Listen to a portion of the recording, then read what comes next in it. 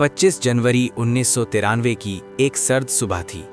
America की रियासत Virginia में वाक़ खुफिया इदारे CIA के हेडक्वार्टर के मरकज़ी दरवाजे के करीब ट्रैफिक सिग्नल पर सुर्ख बत्ती जल रही थी और सड़क पर मौजूद तमाम गाड़ियां रुक गई थीं। उन्हीं गाड़ियों में कई सरकारी मुलाजमीन अपने दफातर जाने के लिए मौजूद थे। अचानक एक मुसल्लह शख्स गाड़ियों के पीछे से नमूदार हुआ और अचानक फायरिंग शुरू कर दी। चंद लम्हों में 2 अफराद हलाक और 3 जख्मी हो गए। फायरिंग के बाद हमलावर फौरन अपनी गाड़ी में बैठकर मौके से फरार हो गया। इस वाक़ये ने पूरे अमेरिका को हिलाकर रख दिया और उसे अमेरिका में होने वाले बड़े हमलों में शुमार किया गया। वाक़ये के फौरन बाद पुलिस और तफ्तीशी इदारे हरकत में आ गए ताकि मालूम किया जा सके कि ये किसी फ़र्द की ज़ाती कार्रवाई थी या किसी बड़ी मनसूबाबंदी का हिस्सा। तहक़ीक़ात के दौरान जाए वक़ुआ से गोलियों के खौल और दीगर शवाहिद हासिल हुए। उनसे अंदाज़ा हुआ कि हमले में कलाशनकोफ AK-47 इस्तेमाल की गई थी। ऐनी शाहिदीन की मदद से हमला आवर का खाका भी तैयार किया गया।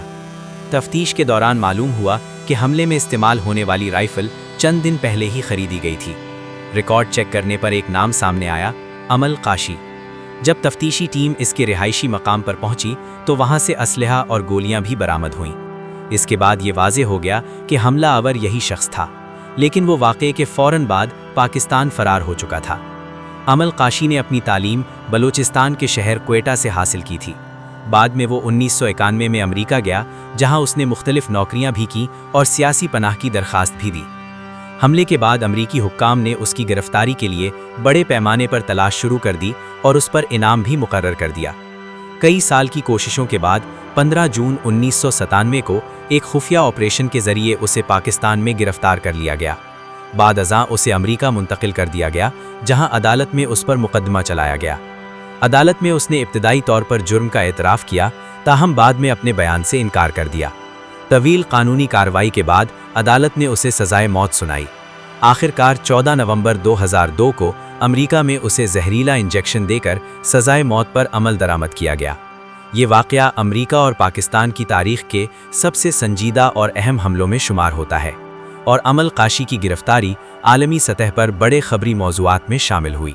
ये वो शख्स था जिसका नाम एक बड़े वाक़ये के बाद अमेरिका और पाकिस्तान दोनों में खबरों का हिस्सा बन गया था। कुछ अरसा बाद वो अफगानिस्तान चला गया, लेकिन बाद में अमेरिकी खुफिया इदारे उसकी तलाश में लग गए। कई साल बाद उसे पाकिस्तान के अंदर से गिरफ्तार किया गया और फिर अमेरिका मुंतकिल कर दिया गया, जहाँ उसके खिलाफ मुकदमा चलाया गया। इस पूरे वाक़ये के बारे में मुख्तलिफ कहानियाँ और बयानात सामने आते रहे हैं। आज हम आपको वो इंटरव्यू सुनाने जा रहे हैं जो एमल कासी की मौत से तकरीबन 36 घंटे पहले रिकॉर्ड किया गया था। इस गुफ्तगू में वो खुद अपने बारे में, अपनी गिरफ्तारी और इस पूरे मामले के बारे में बात करते हैं। लिहाजा आइए सुनते हैं एमल कासी का ये इंटरव्यू। मेरा असल नाम जो मेरे वालिद ने रखा वो एमल कासी है। अगर किसी स्कूल या सरकारी रिकॉर्ड में कहीं कुछ और दर्ज हो तो ये महज रिकॉर्ड की गलती है। मेरा असली नाम एमल कासी ही है। मैं अमेरिका में मुकीम था, इसलिए वहाँ रिहाइश इख्तियार की। मैंने कभी भी CIA या ISI के लिए कोई काम नहीं किया। अफ़गानिस्तान की जंग के दौरान मैं कॉलेज का तालिब इल्म था और बाद में कभी किसी के लिए कार्रवाई नहीं की। अदालत में इल्ज़ाम था कि आपने CIA हेडक्वार्टर के बाहर फायरिंग की। मैंने कभी किसी पर बिला वजह हमला नहीं किया। जब मुझे गिरफ्तार किया गया, मैं डेरा गाजी खान में था। पठान लोगों ने कहा कि कुछ सामान खरीद कर महफूज रखा जाए और बाद में आधी रात को छापा मारकर मुझे गिरफ्तार कर लिया गया। ये लोग मेरे अपने पठान कबीले के अफराद थे, जिनके पास पाकिस्तान में ज़मीनें भी हैं। इंटरव्यू में वो बताते हैं कि उन्हें क्यों गिरफ्तार किया गया और बाद में जहर दिया गया। ये सब कुछ नवाज शरीफ और सियासी दबाव की वजह से हुआ।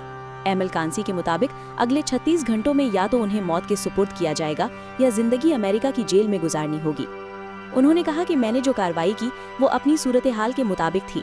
उन्होंने मुसलमानों और पाकिस्तानियों की हिफाजत की ताकि 9/11 जैसे हमलों के बाद किसी को नुकसान न पहुंचे। उन्होंने वाज़ेह किया कि वो किसी इस्लामी शिद्दत पसंद ग्रुप का हिस्सा नहीं थे और सिर्फ हक़ाइक़ बयान कर रहे हैं।